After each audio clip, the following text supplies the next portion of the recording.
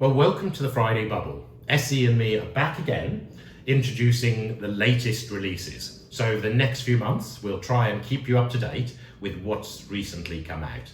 Today, we've gone south and about 150 kilometres, just over a 2-hour drive from Reims to where Drappier are in the Côte de Bar. So we're tasting the Grande Sendrée, and I'm going to just open this up and pour Essi and me a glass. And Essi, this is just a little bit more Pinot, I think, than Chardonnay. Exactly, it's close to 50-50 blend, but just a little bit more Pinot, 55-45.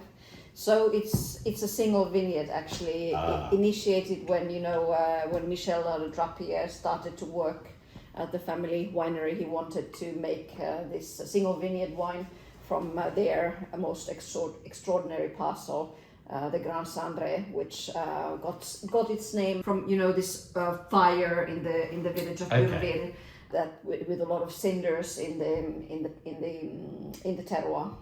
Now you and I were there back in March, I think it was, and we tasted with Michel, and I thought that 2010, which was just releasing, was exuberant. It was showing off beautiful fruit. Now. Yeah. You've had a sneaky peek. I have had a sneaky peek, and I must say that the 2010 as a vintage, we are not seeing that many prestige cuvées from the year. I remember that year very well because I was in Champagne from May until early August, and it was so sunny, so hot every day. And right when I left, it started to rain, and it rained non-stop. But that was mainly in the Marne, not so much in the Côte de Bar. Therefore, it was actually a lovely year. So the one thing we have to remember is the distance between the core of Champagne, which we talk about all the time, the Montagnes de France, the Vallée de Marne, and the Côte de Blanc. They're 150 miles away. So this is relatively close to the northern part of Burgundy, isn't it, Essi? Yeah, exactly, closer to Chablis than it is to the rest of Champagne.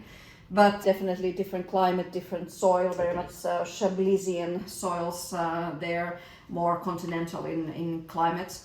I think on the nose, definitely we can sense that it's a warm year. There's a lot of very ripe fruit, that sort of sun-kissed fruit. Pinot. Yeah, exactly, and a lot of, to me, apricot, peaches, more Pinot aromatics coming through to me. It's funny because it's 5% more Pinot, which is not that much. But there's also a toastiness, you'd think, actually, some of it has been barrel fermented, has it, Essi? Yeah, like a third, approximately a third. So maybe that's where I'm picking it up from. There's like a lovely little toasty element to it. And lovely spiciness. This is what I often find is in this wine, that to me, it's quite a gastronomic style with the spice and the richness.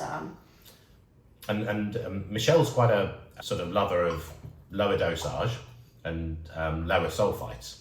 You certainly see the lower dosage. Yeah, very, very crisp on the palate. Like very finishing, very clean and very dry. There's lots of richness on the palate, roundness, delicious fruit, I'd say. I think this is tasting better than when we had it at the winery. I must say that it's one of my, probably my favorite vintage over time, just because of that beautiful fruit it has. Very attractive. Cheers to beautiful fruit. Thank you, Essi. And we'll see you again soon.